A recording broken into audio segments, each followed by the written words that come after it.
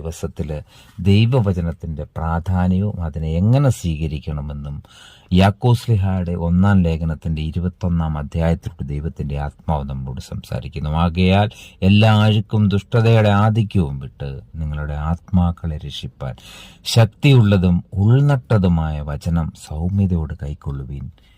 മറ്റ് ഒന്നും കൈക്കൊള്ളുന്നത് പോലെയല്ല ദൈവവചനം നമ്മൾ സ്വീകരിക്കേണ്ടത്. ആദ്യം നമുക്കൊരു അനുതാപം ഉണ്ടാകണം. നമ്മുടെ എല്ലാ അഴുക്കുകളും പാവങ്ങളും തെറ്റുകളും കുറ്റങ്ങളും ഏറ്റുപറയണം.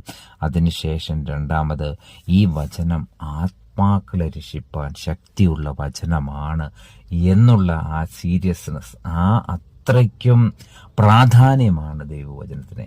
യാതൊരു മുൻവിധിയുമില്ലാതെ വിശ്വാസത്തോട് നമ്മൾ അതിനെ സ്വീകരിക്കണം. മൂന്നാമത് ഈ വചനം സൗമ്യതയോട് വേണം നമ്മൾ സ്വീകരിക്കുവാൻ. കർത്താവിൻ്റെ ആത്മാവ് നമ്മളെ സഹായിക്കട്ടെ. ആമീൻ.